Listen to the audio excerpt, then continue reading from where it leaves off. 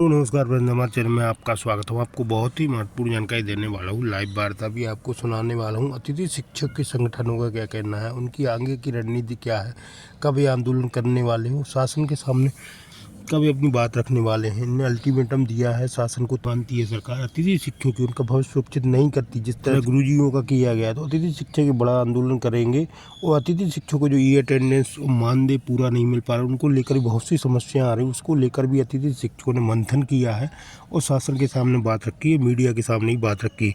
तो मैं पूरी विस्तार से जानकारी देने वाला हूँ। लाइव वार्ता भी आपको सुनाने वाला हूँ। क्या कहना नेशनल मीडिया का, अतिथि शिक्षक और शिक्षा विभाग के अधिकारियों को क्या कहना है और शासन क्या कहना है। वीडियो में बने रहें, वीडियो पूरा देखें। वीडियो अच्छे लगे तो लाइक जरूर करें और चैनल को सब्सक्राइब जरूर कर लें इसमें अपडेट पाने के लिए। भाई साहब के द्वारा ऐसा बताया गया है कि हम अतिथि शिक्षकों के भविष्य के लिए चिंतित है, हम प्रयासरत हैं। तो हम ये बात सुनते सुनते कई वर्ष हो गए हैं और आज हमारी उम्र 48-50 वर्ष की हो गई है। 17 से 18 वर्षों की हम लोगों ने सेवाएं दे दी है। तो क्या इनकी कोई सीमा है? क्या हमें ऐसी कोई सुविधा या ऐसी कोई निश्चितता हमें मिल जाए कि हमें निश्चित रोजगार मिल जाए और समय पर मिल जाए? ये कब हमारे बारे में सोचेंगे, कब तक सोचेंगे? जब 2023 में महापंचायत हुई थी, सरकार उन्हीं की थी, मुख्यमंत्री जी उन्हीं के थे, केवल मुख्यमंत्री जी की जगह व्यक्ति को बदला गया है। तो अभी तक फिर की गई घोषणाओं को पूरी करने में 3 वर्ष से पूरे हुए। इस बात को लेकर के ना हमें दर्द है और हम इस दर्द को कहां तक झेले। हमारा भी कोई परिवार है, हमारे भी बच्चे हैं, हमारे वृद्ध माता पिता हैं, उनकी आंखें सूख गई है कि हमारे बेटे कब नियमित होंगे, कब निश्चित रोजगार को प्राप्त होगा, उन माँ बाप के सपने कब पूरे होंगे, कब पूरे कर पाएंगे, हमारे परिवार के सपने हम कब पूरे कर पाएंगे, हमारे बच्चों को अच्छी तालीम कैसे दे सकेंगे, अच्छा पोषण कैसे दे सकेंगे और कब देंगे।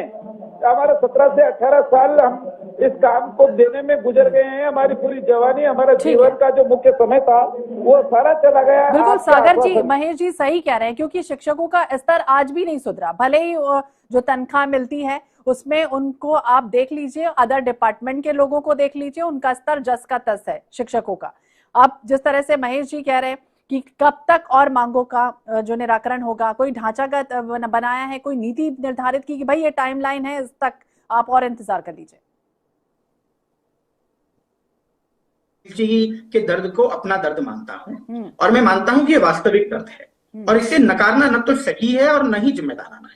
इसलिए ये बात बहुत साफ करना जरूरी है कि न्याय कोई स्विच नहीं है जिसे एक दिन में हम ऑन कर दें। ये प्रक्रिया है जो चरणबद्ध तरीके से ही लागू होगी और ये समस्या भी कांग्रेस की सरकारों के द्वारा ही दी गई है, जिसका हम समाधान तो आप कर ठीक रहे कर हैं। दीजिए ना सागर जी, आप ठीक कर दीजिए, सरकार तो आपकी है। मैंने कहा स्विच नहीं है कि तुरंत ऑन हो जाएगा, प्रक्रिया है, हम कर रहे हैं। अगर सिर्फ बातें होती तो सवाल वाजिब था, लेकिन जमीन पर आज भारतीय जनता पार्टी की सरकार ने फैसले भी किए हैं।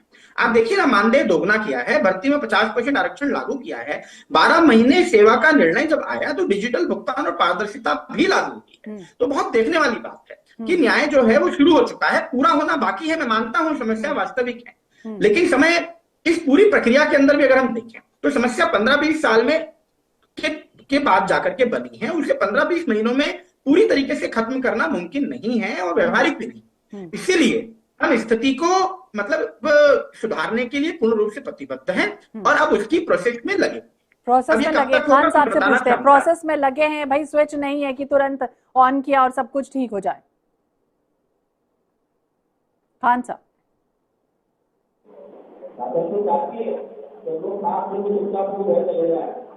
ऐसा नहीं है।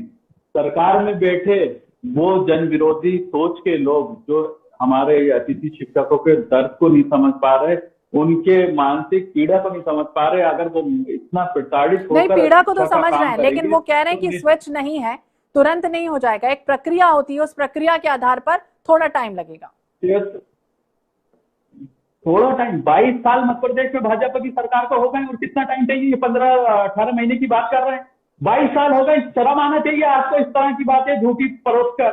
ये वो अतिथि शिक्षक है जो मध्य प्रदेश के भविष्य और देश के भविष्य को गढ़ने का काम करते हैं। अगर वो मानसिक रूप से परेशान रहकर अगर शिक्षक का काम करेंगे तो वो उनका भविष्य, जो हमारा देश और देश का भविष्य, उसको वो क्या अच्छा शिक्षण संस्थान को चला पाएंगे और दे पाएंगे। तो अगर स्वस्थ मन नहीं है, अगर उनके घर की, परिवार की, उनके बच्चों की पीड़ा है, तो वो कैसे स्वस्थ शिक्षा का प्रसार कर सकते हैं? ये सोचने वाली बात है। लेकिन ये जनविरोधी लोग, जनविरोधी सोच के लोग, ये जनता के विरोध के प्रति इनका इतना सर पे सत्ता का नजर चढ़ा हुआ है कि ये सबको एक डंडी से हाँकने का काम कर रहे हैं, चाहे वो किसान हो, चाहे शिक्षक हो, चाहे महिला हो, चाहे युवा हो। ठीक है, इनके सागर जी। लिए सागर जी बोलिए। देखें, उनके दुख को दूर करने का काम भी भाजपा की सरकार ने किया है, और शिक्षकों की समस्याओं को हम अपनी समस्या मानते हैं, उसका निराकरण भी भाजपा की मोहन यादव की सुशासन की सरकार करेगी। आप देखिएगा शहरयार। 22 साल काम होते हैं क्या?